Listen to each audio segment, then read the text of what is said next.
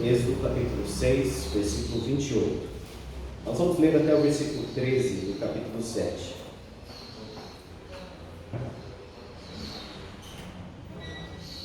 No dia em que o Senhor falou a Moisés na terra do Egito, disse o Senhor a Moisés: Eu sou o Senhor. Dize a Faraó, rei do Egito, tudo o que eu te digo. Respondeu Moisés na presença do Senhor: Eu não sei falar bem.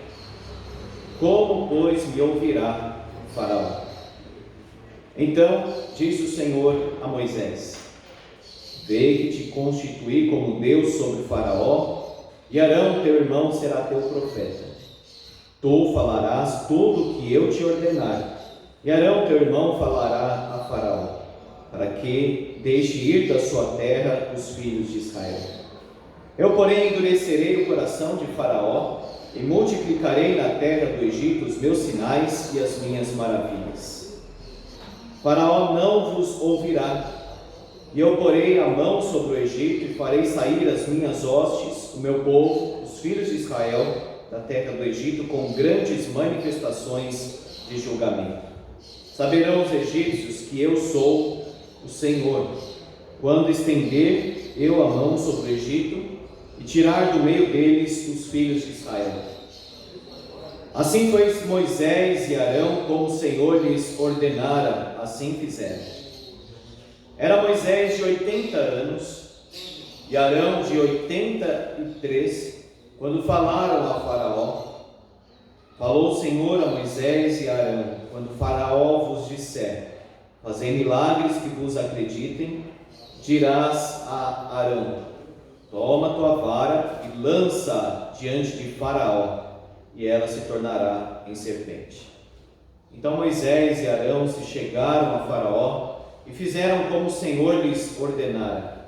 Lançou Arão a sua vara diante de Faraó e diante dos seus oficiais, e ela se tornou em serpente.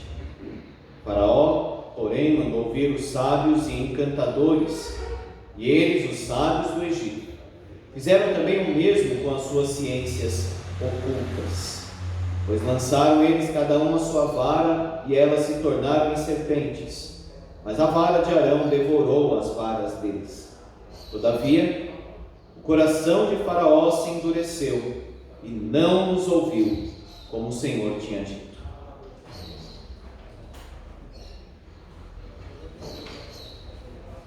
Meus irmãos, agora nós vemos o propósito de tudo isso que está acontecendo aqui, e depois nas pragas. Observe aí: multiplicarei, diz Deus, na terra do Egito os meus sinais e as minhas maravilhas. Versículo 3. Você já vê, observe que o propósito do livramento, da salvação ali, não era simplesmente ajudar o povo, não era simplesmente socorrer o povo. Tudo isso que está acontecendo e irá acontecer servia para a glória de Deus. O que acontece na nossa vida e a nossa redenção, especialmente, é para a glória de Deus. Veja Efésios capítulo 1.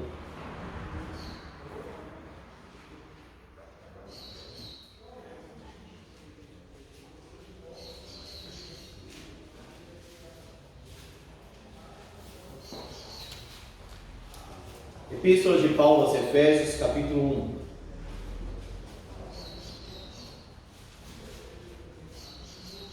Paulo, aqui no versículo 3, ele diz que Deus nos tem abençoado, que Ele nos escolheu antes da fundação do mundo. Versículo 4, nos predestinou, versículo 5, segundo a sua boa vontade. Olha o verso 6: para louvor da glória de sua graça. Então veja, nós somos amados, abençoados, predestinados, escolhidos para louvor da graça de Deus, para que as pessoas olhem a graça e glorifiquem a Deus.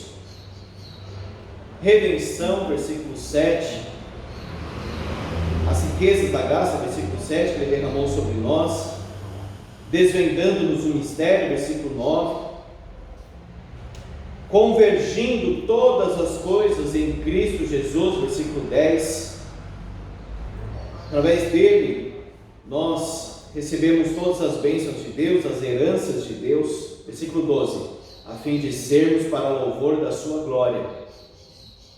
Observe, mais uma vez, para louvor da sua glória. Nos selou com o Espírito Santo, nós somos a habitação do Espírito, e ele termina essa sessão no versículo 14, dizendo no finalzinho, em louvor da sua glória, a redenção final, para louvor da sua glória, para louvor da sua graça. E Efésios capítulo 2 também, veja a salvação que Deus operou. Nós estávamos mortos, caídos, perdidos, mas Deus revelou o seu amor, a sua misericórdia em Cristo Jesus, versículo 4. E agora nós estamos nele vivemos, morremos, ressuscitamos e ascendemos. Agora no versículo 7, para mostrar, para ficar evidente nos séculos vindouros a suprema riqueza da sua graça e bondade para conosco em Cristo Jesus. Então veja que a salvação não é simplesmente Deus ajudando alguém, é Deus operando a sua graça para a sua própria glória. E na eternidade, a nossa vida testemunhará a graça de Deus para a glória de Deus. Por isso que qualquer assistência meramente humana não agrada a Deus. Porque qualquer auxílio, qualquer ajuda, qualquer livramento visa a glória de Deus também. Portanto, Deus aqui, Ele será glorificado, livrando o seu povo e separando o seu povo das pragas, e também será glorificado endurecendo o coração de Faraó e trazendo juízo sobre toda a terra do Egito. Os atributos de Deus, ou seja, as perfeições de Deus, são aqui evidenciadas, num lado ou no outro. Veja, por favor, no versículo 28, Deus fala novamente a Moisés na terra do Egito, capítulo 6, verso 28, diz: eu sou o Senhor. Dize a Faraó, rei do Egito, tudo o que eu te digo. E no versículo 2, tu falarás tudo que eu te ordenar. Veja, a mensagem não poderia ser incompleta, a mensagem não poderia ser fracionada. Aquilo que Deus havia dito, aquilo que Deus havia ordenado para ser dito, deveria ser dito. Diz claramente aqui, tudo o que eu te digo. E no versículo 2, tudo o que eu te ordenar. Uma mensagem completa e específica. O que eu te ordenar. A mensagem então vem de Deus. E de Deus vai para o coração do povo. Por isso que Paulo diz para Timóteo, abra por favor lá em 2 Timóteo, a última carta que Paulo escreveu, 2 Timóteo capítulo 4.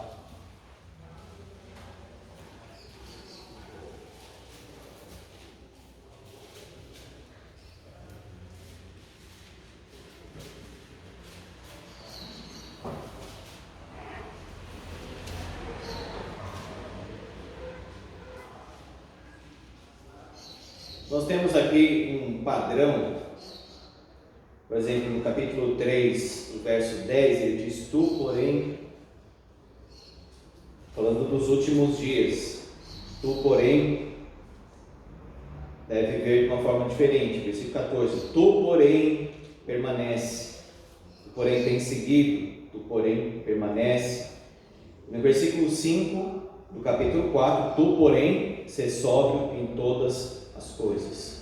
Então veja, 3 vezes aí aparece tu, porém. No versículo 10, capítulo 3, ele está estimulando Timóteo, encorajando Timóteo a sofrer pelo Evangelho com gratidão no coração. No versículo 14, ele entra agora no próprio Evangelho, ou seja, qual seria a arma de Timóteo, digamos assim, nessa batalha? A Escritura. Ela é suficiente, ela é plena e ela é completa. E agora no capítulo 4 ele diz: conjuro-te, que é uma forma mais solene, mais forte, digamos assim. Tanto que ele diz: conjuro-te perante Deus e Cristo Jesus. Há uma certa sobriedade aqui, que há de julgar vivos e mortos, pela manifestação e pelo seu reino. Então veja que introdução que ele fez. Que peso que ele deu para aquilo que ele vai falar depois.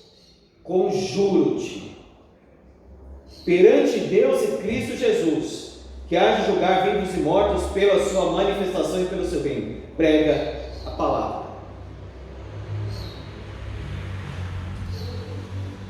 A pregação da palavra, então, é um imperativo, é uma ordem. As suas mais variadas formas, como ela é feita, no templo, nos lares, nas praças, como ele mesmo fez, na sinagoga. Prega a palavra, quer seja oportuno, quer não, ou seja, em tempos mais tranquilos e tempos não tão tranquilos assim. Corrige, repreende, exorta com toda longanimidade e doutrina. Ou seja, exatamente o que ele estava falando antes, que a Escritura é suficiente para a obra. Agora ele diz: então, Timóteo, pega esta palavra e faz isso. Repreende, exorta, ensina, prega. A mensagem, então, vem de Deus, vem da parte de Deus para o povo de Deus. Por isso que Deus então diz para Moisés: Moisés, fala, diz a Faraó tudo o que eu te digo, tu falarás tudo o que eu te ordenar. A mensagem então, ela era completa, específica e direcionada. O texto diz: dize a Faraó. Dize a Faraó. Ficaria claro para o povo de Deus que Deus é o Senhor. Moisés precisava entender isso, tanto que o Senhor diz: eu sou o Senhor, eu sou Yahvé. Versículo 30 do capítulo 6 de Êxodo: respondeu Moisés na presença do Senhor. Então veja, ele deveria falar da parte do Senhor para Faraó. Uma mensagem então direcionada. A Bíblia, ela foi escrita para o povo de Deus. A Bíblia também foi escrita para outros povos. Você lê em Isaías, por exemplo, que Deus traz profecias contra outras nações. Se essas nações vão ouvir ou não, isso é outra coisa. Mas a Bíblia, ela foi direcionada para mim, a Bíblia foi direcionada para você especificamente, porque Deus nos fala através da palavra. E essa mensagem então era objetiva. Veja o versículo 2 do capítulo 7. Para que deixe ir da sua terra os filhos de Israel. Saindo daquela escravidão, eles deveriam falar e eles deveriam dizer exatamente qual era o objetivo daquela mensagem.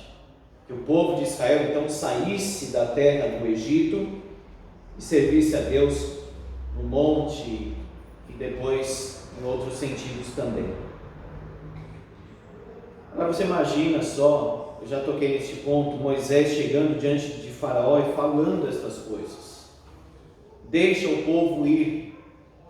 O Senhor diz: deixa o meu povo ir. Tanto que nós vimos semana passada a resposta de Faraó: quem é o Senhor, para que eu lhe ouça a voz e deixe ir a Israel? capítulo 5, versículo 2. No que se refere a Moisés, veja no versículo 30 do capítulo 6. Respondeu Moisés na presença do Senhor: eu não sei falar bem. Como, pois, me ouvirá Faraó? É a pergunta, irmãos, que nós fazemos também quando nós evangelizamos alguém. O que será que eu tenho que falar? Como se eu tivesse que falar algo assim diferente, ou um tanto trabalhado, muito específico. O que eu tenho que falar? A Bíblia diz: prega o Evangelho.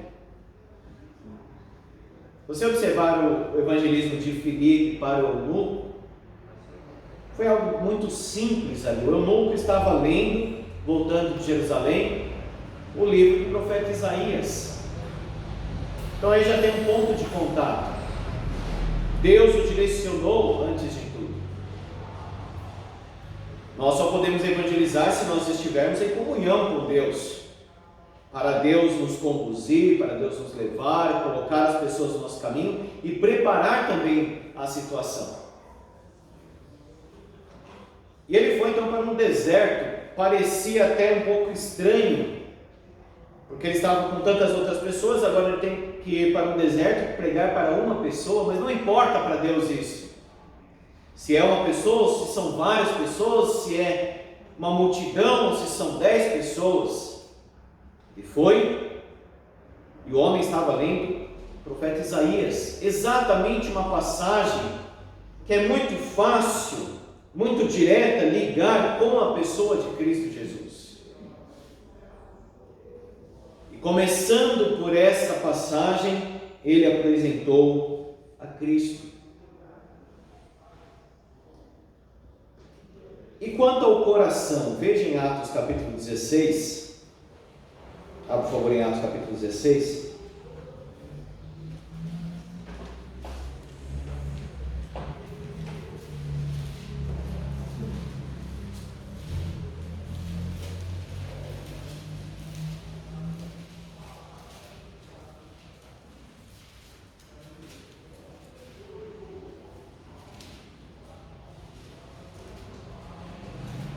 Olha só, quando Paulo, também dirigido por Deus, vai a Macedônia, aquela região ali da Macedônia.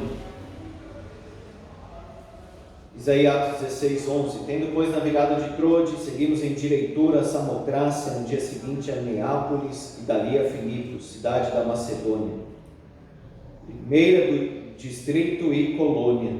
Nesta cidade permanecemos alguns dias. No sábado, saímos da cidade para junto do rio, onde nos pareceu haver um lugar de oração.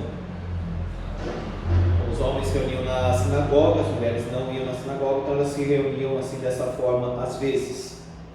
E assentando-nos, falamos às mulheres que para ali tinham concorrido. Então se tinha um judeu, no caso do Paulo era rabi, inclusive, digamos assim, formado, autorizado dessa forma.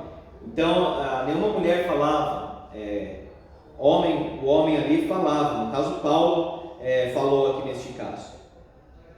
Certa mulher chamada Lídia, da cidade de Tiatira, vendedora de púrpura, temente a Deus. Isso significava que ela era judia, mas não tinha aceitado ainda todos os requisitos, todas aquelas formas. Eu vou explicar isso mais à noite. Mas era, digamos assim, uma espécie de judaísmo, temente a Deus. Nos escutava. Olha agora.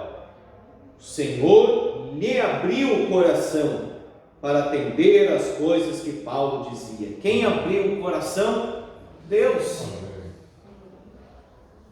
Então a pergunta, como que alguém vai ouvir? Vai ouvir da parte de Deus, quando Deus operar. Então veja que Deus dirige, Deus abre o coração, e Lídia ouviu. O Senhor lhe abriu o coração para atender, não é exatamente entender, apesar que também envolveu isso, entender, mas a ênfase que é atender às coisas que Paulo dizia. Talvez aconteceu com a sua vida, mas certamente aconteceu com várias outras milhares de vidas. A pessoa ouviu a mensagem constantemente, frequentemente, mas houve um dia ou uma ocasião em que aquela mensagem tocou. Parece que teve um clique, digamos assim, naquele momento.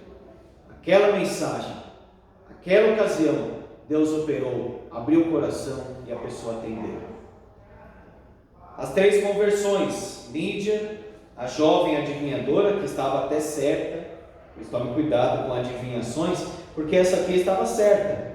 Estes homens são servos do Deus Altíssimo e vos anunciam o caminho da salvação. O que está errado nessa frase? Nada. Eles eram exatamente o que ela estava falando aqui, estavam fazendo o que ela disse aqui também. Mas Paulo, já indignado, voltando-se, disse ao Espírito: em nome de Jesus Cristo eu te mando, retira-te dela. E ele na mesma hora saiu. Paulo não queria que o seu ensino e o seu ministério estivesse associado com essa jovem adivinhadora que falava da parte de demônios. Então aí, por isso que o culto ecumênico é errado. Porque até a pessoa pode falar algo, digamos, naquela ocasião, sem nenhum erro necessariamente, mas a associação ali é errada. Você olhar para uma pessoa ao lado de outra, acaba incluindo as duas na mesma coisa. Então Paulo expulsou e ficou indignado, diz aí o versículo 18. Ele foi preso justamente porque as pessoas ganhavam dinheiro com esta mulher, com esta jovem, e aí eles foram presos porque perderam o lucro. É nisso que as pessoas pensam, no lucro, no dinheiro. Aquele homem endemoniado, perturbado, foi liberto por Jesus, estava sentado agora em perfeito juízo. Mas quem se importou com isso? Eles estavam preocupados mais com o prejuízo dos porcos. E aí até expulsaram o Senhor Jesus ali do lugar, mas deixaram aquele missionário lá, o Gadareno. Na ocasião, então, Paulo não desanimou e continuou pregando o Evangelho. Diz aí, por volta de meia-noite, versículo 25, Paulo e Silas oravam e cantavam louvores a Deus. Os demais companheiros da prisão escutavam. Aí veio um terremoto e o carcereiro, com medo, pânico, porque os presos poderiam ir embora, ele teria que pagar com a sua própria vida, antes mesmo ele tirar a sua própria vida do que padecer na mão de um romano. E Paulo disse: não te faças nenhum mal, que todos aqui estamos. Poderia deixar aquele homem dizer: agora que você me machucou, me prejudicou, agora que você se vire aí. Não, ele disse: não te faças nenhum mal, nós estamos aqui. Versículo 29, então o carcereiro, tendo pedido uma luz, entrou precipitadamente e trêmulo.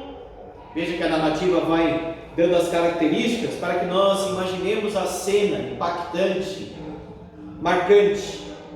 Prostrou-se diante de Paulo e Silas, depois trazendo-os para fora, disse: senhores, o que devo fazer para que seja salvo? Olha a pergunta aí: o que devo fazer para que seja salvo? Qual foi a resposta? Crê no Senhor Jesus e serás salvo, tu e tua casa. E pregaram a palavra de Deus e a todos os de sua casa. O cerne da mensagem era esta, a essência da mensagem era esta: crê no Senhor Jesus e serás salvo. E ele creu. Uma mulher, uma escrava e um carcereiro. Deus operando e Deus libertando. A mulher que abandonou o seu cântaro, tem até um sermão interessante que é chamado de O Cântaro Abandonado, Miguel Júnior, que pregou anos atrás na igreja presbiteriana. João capítulo 4, aquela mulher samaritana que esteve com o Senhor Jesus, e depois saindo dali, disse o seguinte: muitos samaritanos daquela cidade creram nele em virtude do testemunho da mulher. Ela tinha acabado de crer, mas ela já estava testemunhando. O que a mulher anunciou? João 4,39. Ele me disse tudo quanto tenho feito. Veja, a mulher samaritana falou sobre ele, não sobre ela. O que ela disse sobre ela tinha a ver com ele. Ele me disse tudo quanto tenho feito. E aí eles creram. O caso do eunuco em Atos capítulo 8. Diz o versículo 35. Então Filipe explicou. Então, depois de conhecer a passagem. Pastor, um instantinho só. Atos 8. 35. Atos 8, 35 agora. Então Filipe explicou. E começando por esta passagem da Escritura, anunciou-lhe a Jesus. Ele foi batizado. Observe que ele pegou ali um ponto, ele se aproximou, dirigido por Deus, se aproximou, viu que ele estava lendo, era um texto cristocêntrico, como nós falamos, que é um texto que claramente fala e aponta para Cristo, e a partir desta passagem, o que ele fez? Anunciou Jesus. Portanto, não deve ser algo assim, difícil, estranho, ou espetacular, anunciar Jesus. Evangelizar é anunciar Jesus, falar sobre Cristo e exaltar Cristo. Mas nós temos a tendência de fazer exatamente como Moisés: como me ouvirá Faraó?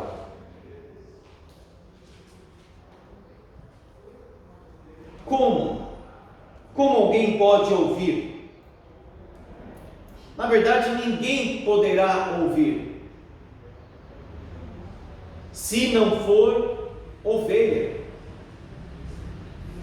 O que Jesus disse lá em João capítulo 10? Abra agora, por favor, em João capítulo 10.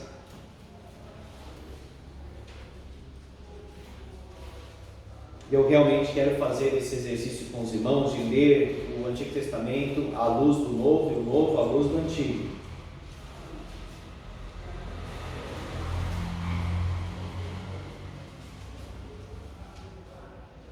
Olha só, João capítulo 10, versículo 11. Eu sou o bom pastor.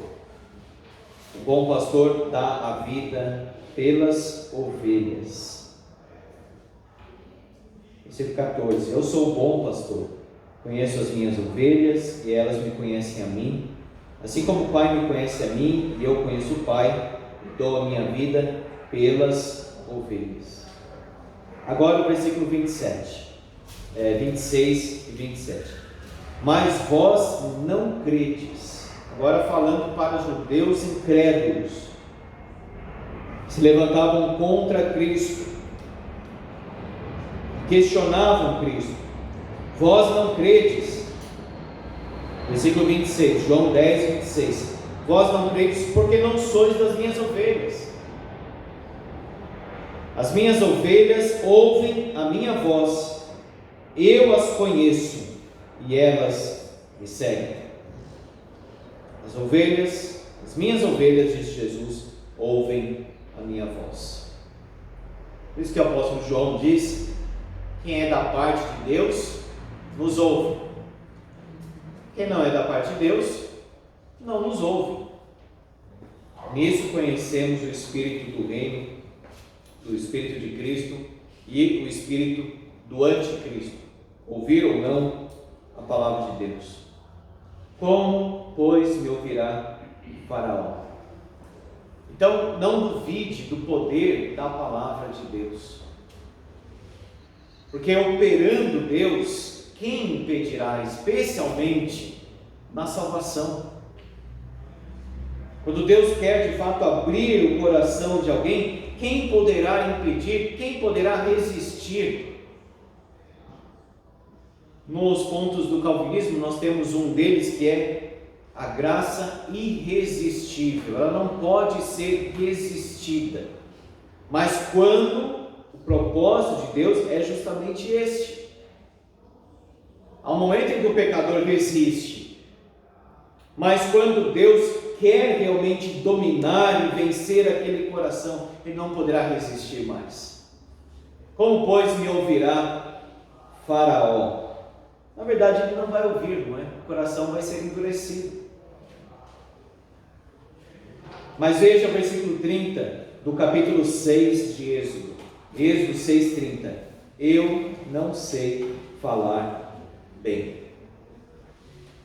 Moisés insiste neste ponto de que ele não sabe falar bem, que ele não é uma pessoa assim articulada com as palavras.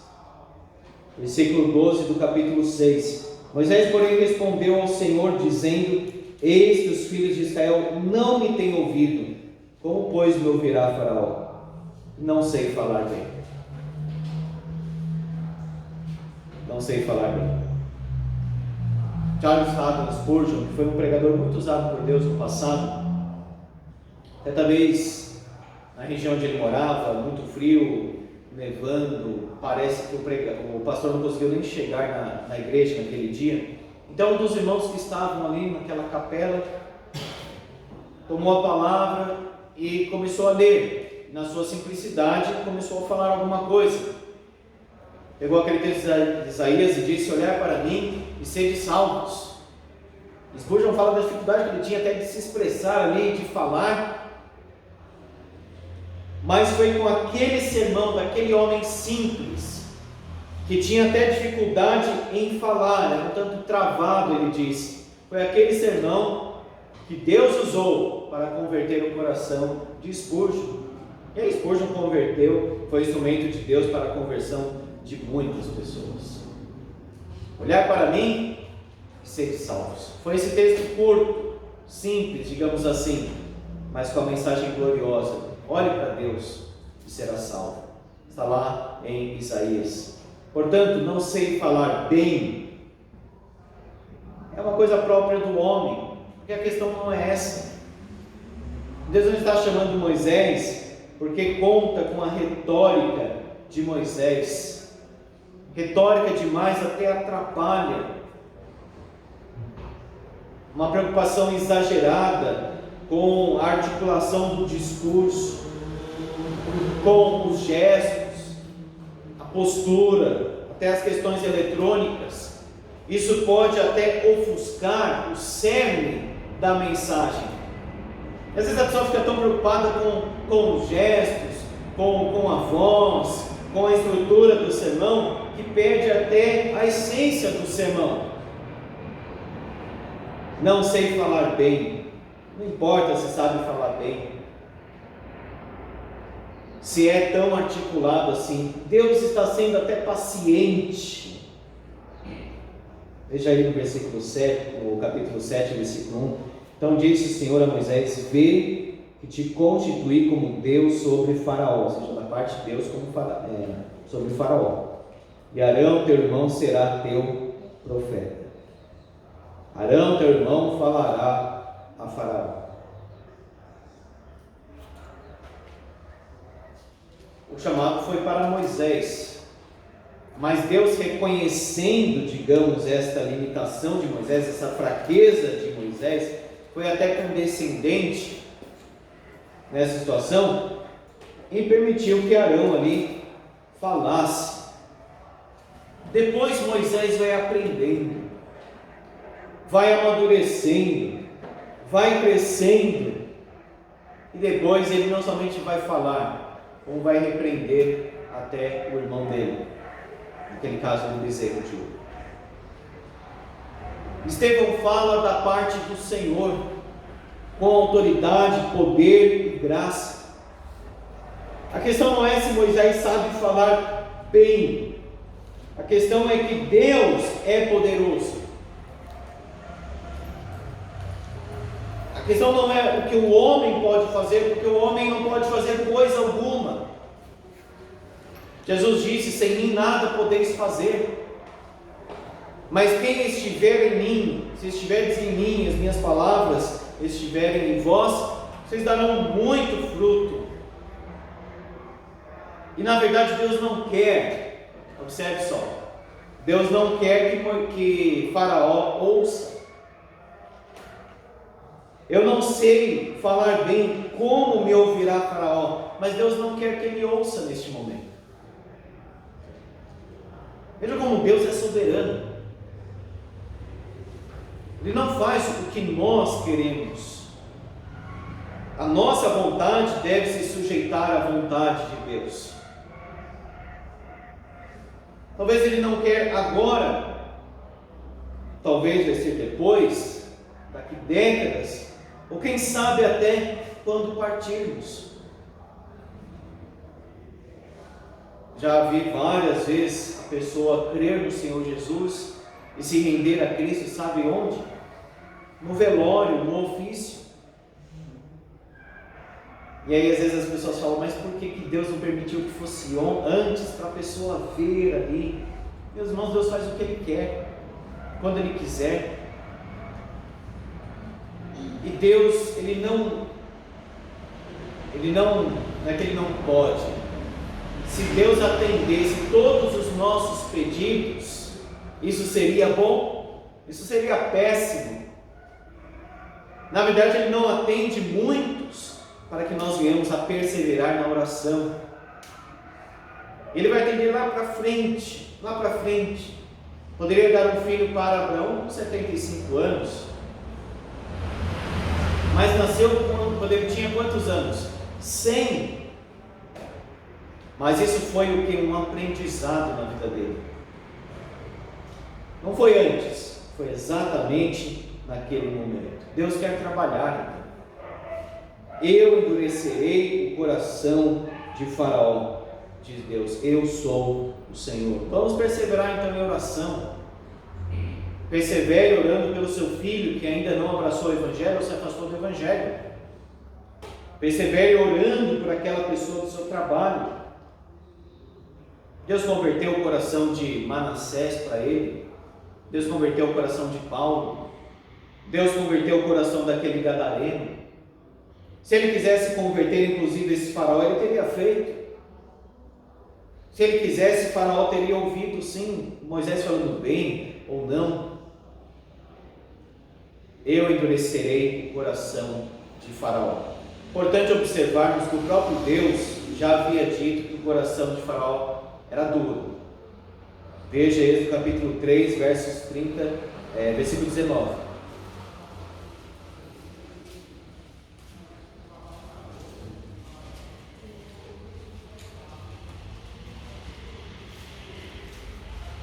Vou, irmão, ler, por favor, Êxodo 3, 19. Eu sei, porém, que o rei do Egito não vos deixará ir, se não for obrigado por mão forte. Já disse lá, naquela conversa, naquele encontro, na revelação da sarça ardente. O coração do homem é duro por natureza. Já é um coração de pedra, já não houve, naturalmente falando. Agora, Deus endureceu ainda mais. Existe um momento em que o coração se torna ainda mais endurecido. E você observa que se tornou tão endurecido que se tornou tolo, porque o Egito já estava assim arruinado. Mesmo assim, ele insistia, quase que trazendo para si aquelas pragas, porque o seu coração estava endurecido. Por que Deus fez isso? Para mostrar ainda mais a sua glória. E ele diz: executarei juízo contra todos os deuses do Egito. O último, a praga, a morte dos primogênitos, Deus se engrandeceu sobre Faraó,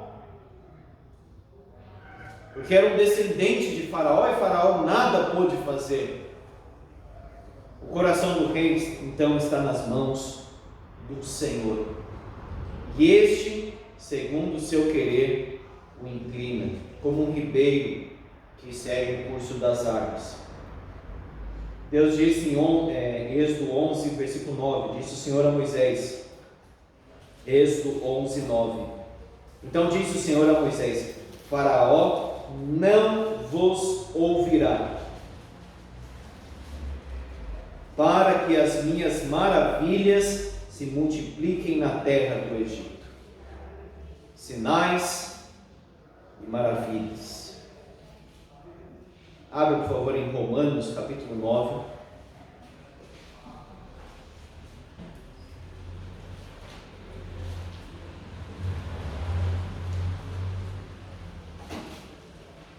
Romanos, capítulo 9, versículo 14.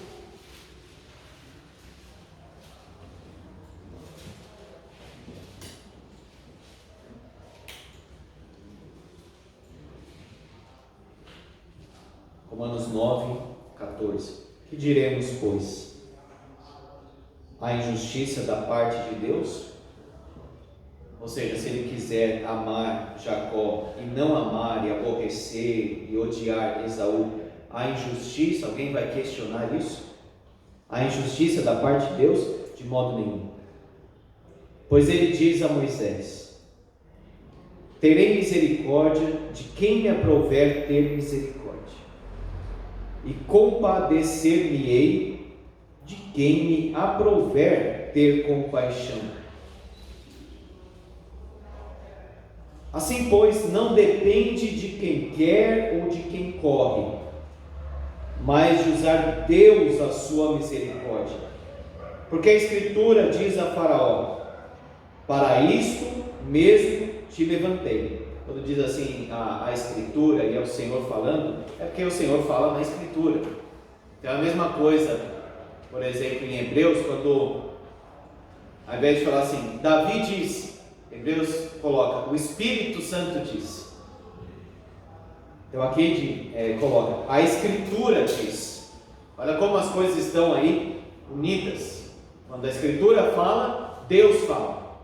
Então a Escritura diz a Faraó: para isto mesmo te levantei, para mostrar em ti o meu poder, e para que o meu nome seja anunciado por toda a terra. Logo tem ele misericórdia de quem quer, também endurece a quem lhe apraz. Portanto, o judeu, quando lia a narrativa aqui das pragas, não era uma narrativa de lamento, de tristeza, mas era uma narrativa que glorificava a Deus, o Senhor. O Apocalipse é um livro que glorifica a vitória do Senhor Jesus. Aqui nós temos a história da nossa redenção e o triunfo de Deus sobre os deuses do Egito, os falsos deuses do Egito.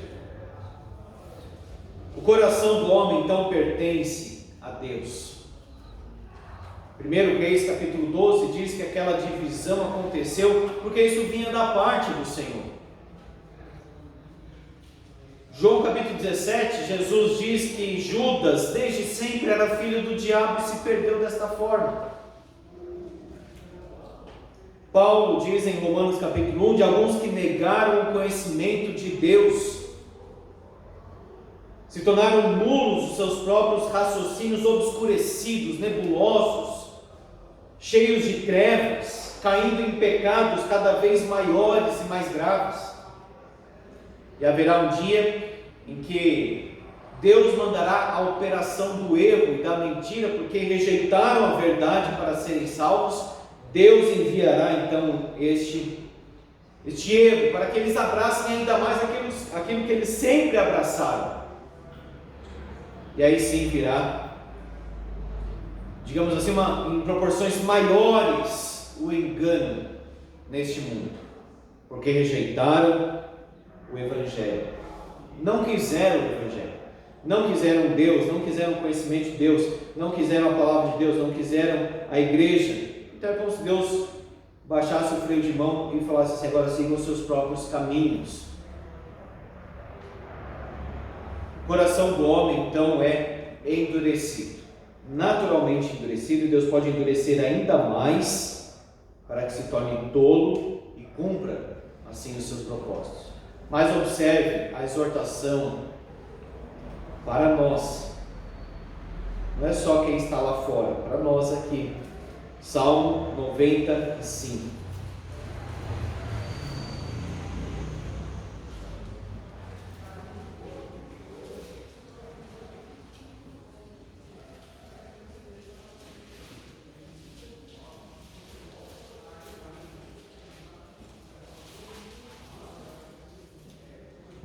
Como eu falei antes, nós vamos até 10h20, o primeiro sinal, e o segundo 10h30. Então 10h20 eu vou passar a palavra para o presbítero Wagner, para ele fazer as considerações finais. O presbítero Wagner também é professor aqui, certamente contribuirá com a aula.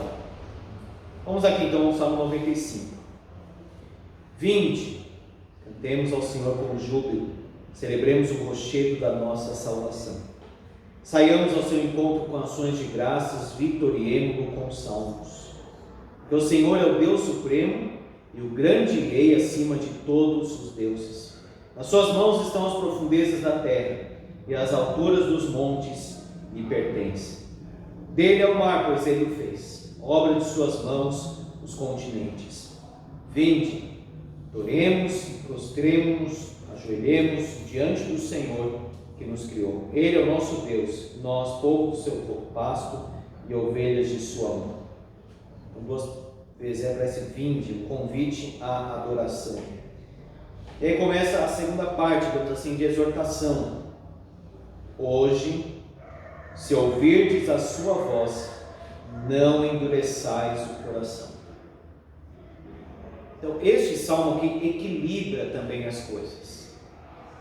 Porque alguém pode dizer assim: se eu tenho um coração endurecido, é porque Deus endureceu. Mas vejam que Deus disse, lá em Êxodo 3, que Faraó tinha um coração endurecido. A responsabilidade humana, ou o desejo de permanecer nesse estado, não é retirado.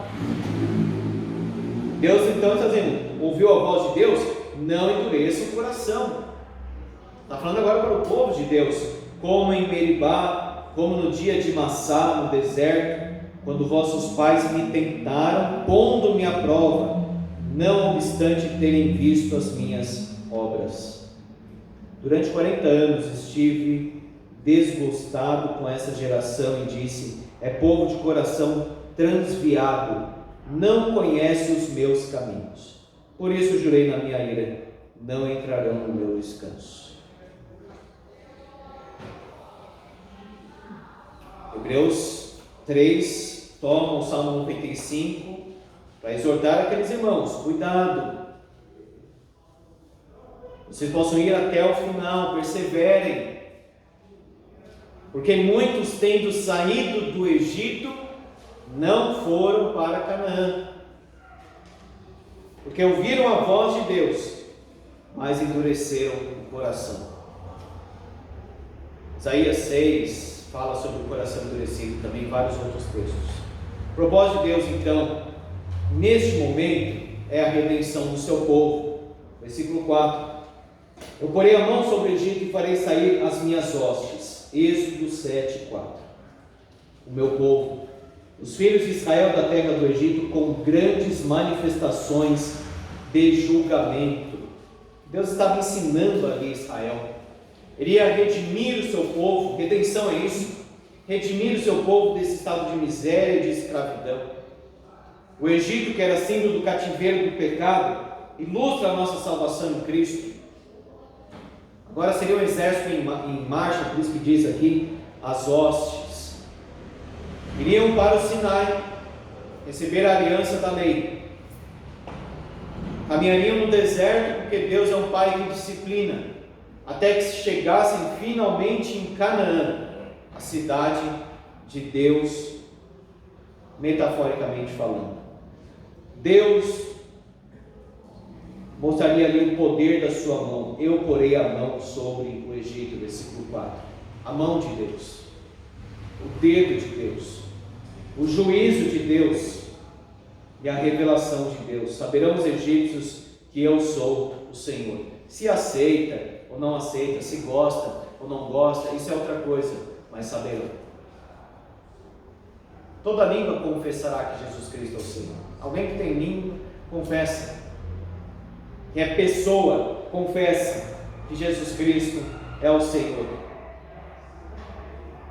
Que Deus é grande, que Deus é maior que Faraó, que o Nilo, que os deuses do Egito, que todas as coisas. O fato da vara aqui, que foi lançada, veja no versículo 9: quando o Faraó vos disser fazer milagres que vos acreditem, dirás a Arão: toma tua vara e lança diante do Faraó, e ela se tornará em serpente. É a mesma coisa que os judeus fizeram na época do Senhor Jesus. Aqui, que sinal que o Senhor faz para que venhamos a crer? E a grande questão não é que nós precisamos de mais sinais. O que nós precisamos é de um coração que não é endurecido, um coração de carne, não um coração de pedra. Tanto que eles fizeram ali, lançou Arão a sua vara, e ela se tornou em serpente. O que eles fizeram? Imitaram, mandou vir os sábios e encantadores, e eles, os sábios do Egito, fizeram também o mesmo com as suas ciências ocultas. Era uma mágica? Não, não era uma mágica. Era uma obra ali das trevas mesmo. Uma coisa é a mágica, aquela brincadeira, que você não sabe como que foi feito ali, mas alguma coisa escondida ele conseguiu fazer. Não é o caso aqui. Ciências ocultas. Observe que lá no Egito, milênios atrás, nós já tínhamos aqui estas coisas. Não se impressione então se alguém curou alguma outra pessoa, ou se adivinhou, ou se fez algo assim que parece mágico e sobrenatural, porque até aqui Paulo fala lá sobre Janes e Jambres, enganando, sendo enganados. Até aqui nós já tínhamos isso. Veja as forças das trevas agindo por trás dos homens. Fizeram o mesmo. Mas o que aconteceu? A vara de Arão devorou as varas deles. Imitaram, mas até isso Deus usou para mostrar a sua supremacia. O texto termina no versículo 13 dizendo que o coração do Faraó se endureceu e não nos ouviu, como o Senhor tinha dito. Até pode imitar então, mas é inferior.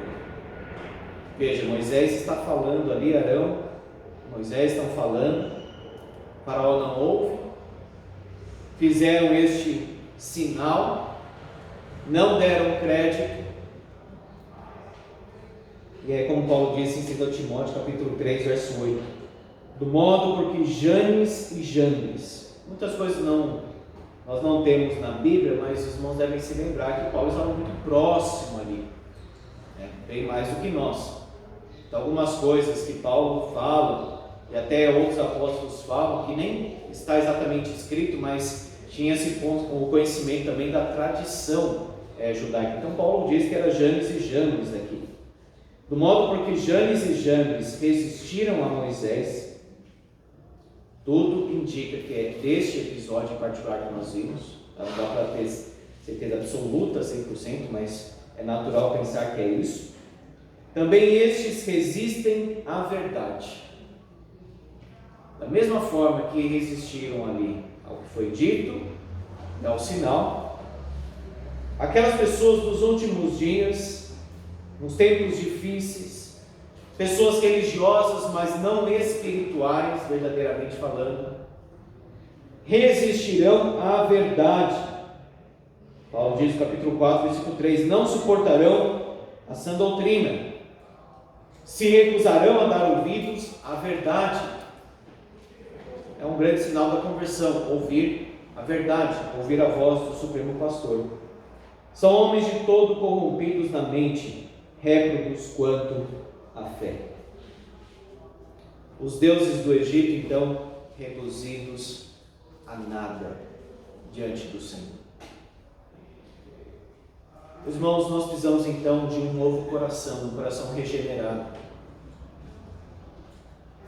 Não um coração endurecido que rejeita a verdade, que rejeita a Deus, que rejeita o Evangelho, que rejeita a voz do Supremo Pastor, mas um coração regenerado que nasceu de novo, que Deus abriu para receber a mensagem. Um coração rasgado, como disse Joel, rasgai os vossos corações e não as vossas vestes. Que adianta ter uma cerimônia religiosa, sendo que o coração não acompanha aquilo. Um coração adorador, como Jesus disse, este povo honra-me com os lábios, mas o coração está longe de mim. Um coração puro, constante e quebrantado, como Davi pediu no Salmo 51, cria em mim, ó Deus, um coração puro, e renova dentro de mim um espírito inabalável. O que agrada a Deus não é exatamente um sacrifício, ele disse, mas um coração constante na presença de Deus, um coração submisso. O que é interessante aqui no caso de Moisés é que ele diz, eu não sei falar bem, mas ele vai. Ele se submete de alguma forma, ainda que não seja na medida como deveria, mas ele está aprendendo. Ele não diz, eu não sei falar bem, e corre para o sogro dele lá no deserto de Midian. Com as suas dificuldades, com as suas limitações, ele tem sim um coração submisso. Ainda mais depois daquele encontro em que o Senhor o quis matar, por ele não estar obedecendo a Deus, por ele não obedecer a Deus no caso da circuncisão. Mas agora ele está aprendendo a se submeter a Deus. Que o nosso coração seja curado por Deus. Nosso coração seja fortalecido pelo Senhor. Que o nosso coração seja um coração verdadeiramente regenerado. Deus disse que vai escrever a sua lei nos nossos corações. Nos daria um novo coração, um coração de carne, não de pedra. Que Deus assim nos abençoe. Amém.